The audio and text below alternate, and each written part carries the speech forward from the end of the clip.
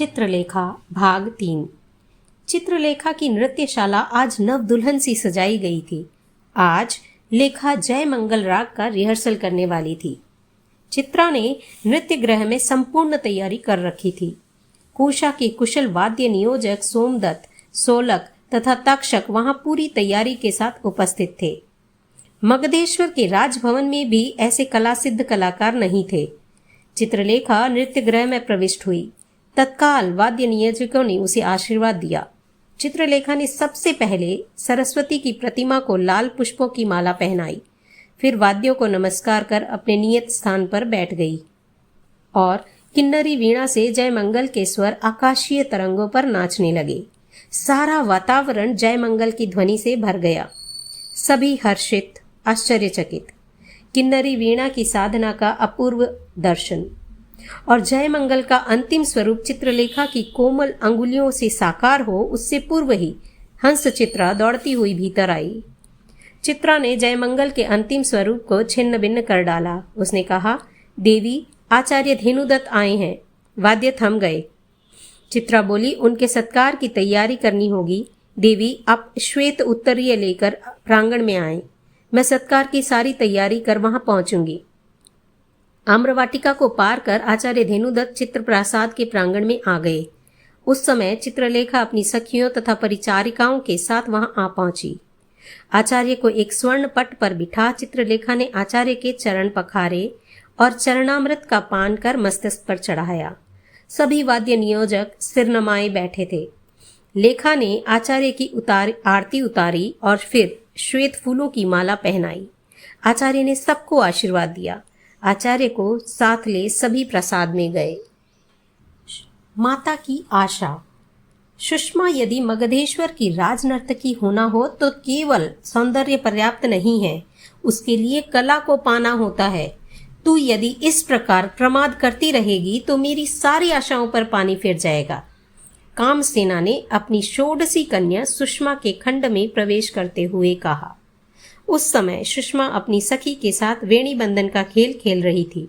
माता के शब्द सुनकर वह खड़ी हो गई और प्रणाम कर बोली, माँ, आप निश्चिंत रहें। कला की साधना के लिए मैं पूरा श्रम कर रही हूँ। परिश्रम का अर्थ क्या वेणी बंधन के खेल से है?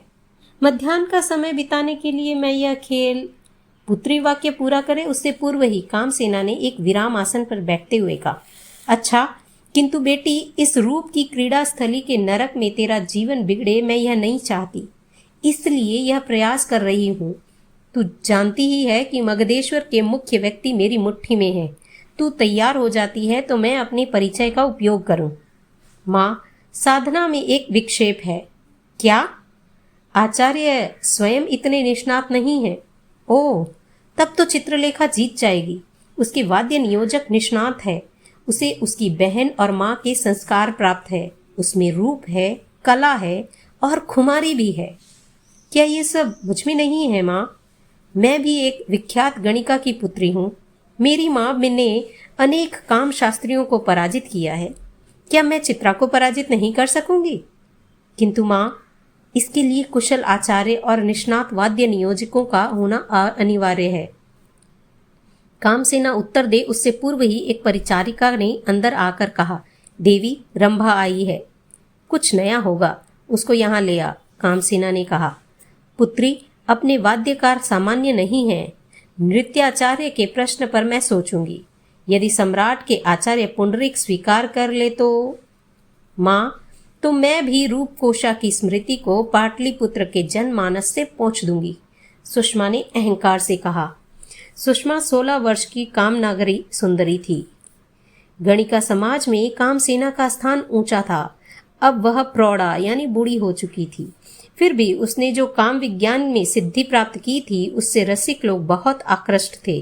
वह वशीकरण, स्तंभन, बाजीकरण, रसायन आदि के प्रयोगों में भी प्रबुद्ध थी। सुषमा उसकी एकांकी कन्या थी। एक सामंत के प्रेम की यह निशानी थी और कामसेना अपनी पुत्री के सौंदर्य को विश्व का अजोड़ सौंदर्य मान रही थी।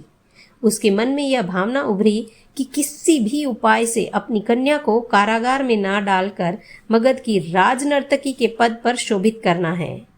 विगत 4 वर्षों से वह इसे संगीत, नृत्य और श्रृंगार की शिक्षा दे रही थी। अगले वर्ष चित्रलेखा राज नर्तकी बनने उसे पूर्व ही वह सुषमा को वह पद दिलाना चाहती थी। रंभा को साथ ले परिचारिका खंड में आई। रंभा ने कामसेना को नमस्कार किया, सुषमा को आशीर्वाद दिया। कामसेना ने पूछा, क्यों, कैसे? मैं आज कुछ नई बात कहने आई हूँ। कामसेना ने परिचारिकाओं की ओर दृष्टि की। सुषमा के अतिरिक्त सभी बाहर चली गई। रंभा बोली, देवी, आपकी आशा का शत्रु आ गया है। कौन? आचार्य धेनुदत्त। अभिनिष्क्रमण से पूर्व ही कोशा ने चित्रलेखा के लिए इन्हें बुलाया था। आज प्रातः वे यहाँ पहुंच गए हैं और वे चित्र प्रसाद में ठहरे हैं, रंभा ने कहा। कामसेना चिंतामग्न हो गई।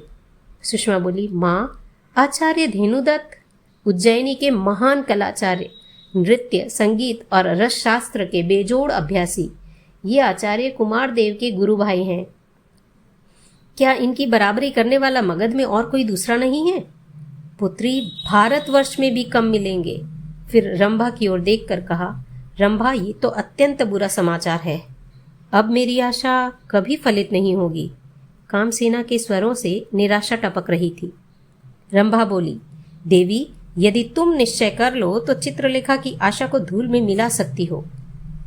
यह असंभव है। आचार्य धेनुदत्त के संस्कार का अर्थ है सिद्धि प्राप्त करना। माँ, किसी भी उपाय से मुझे विजय बनना है, सुषमा बोली। कामसेना मौन भाव से जमीन की ओर देखती रही। रंभा बोली, 1000 धेनुदत्त भी आ जाए तो भी चित्रलेखा राजनर्तकी नहीं बन सकती, ऐसी योजना मैंने सोची है। बता बता बता। समग्र पाटलिपुत्र में ही नहीं, पूरे मगध में आज चित्रलेखा रूपकोशा के रूप में प्रख्यात है। चित्रलेखा के रूप और माधुर्य की सुषमा सर्वत्र व्याप्त है। चित्रलेखा यदि राजनर्तकी बनती है तो विलासी पुरुषों की मनोकामना धूल में मिल जाती है, क्योंकि राजनर्तकी की अपनी मर्यादा होती है। देवी, आपने तो चित्रलेखा को देखा होगा। हाँ, 2-4 बार देखा है। उसका रूप कैसा है? देव कन्या जैसा। नहीं, किसी को भी पागल बनाए ऐसा है क्या? वैसा ही है। और यदि इस रूप की प्रशंसा को युवराज के कानों तक पहुंचाओ तो? रंभा, तुमने मेरी आशा को सजीव कर डाला। सुनो, युवराज का सामंत सुनंद आपका दास है।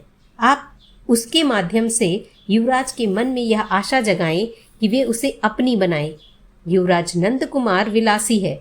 वह येन केन प्रकारेण चित्रलेखा को अपनी बनाएगा और अपनी विलास के लिए उसे राजनर्तकी नहीं होने देगा। कामसेना ने गले से मुक्तमाला निकालकर रंभा की ओर फेंकते हुए कहा, आज साय सुनंद आएगा, मैं इस योजना को सफल करूंगी। यह कहकर उसने पास में बैठी सुषमा को छाती से लगा लिया। माँ की आशा।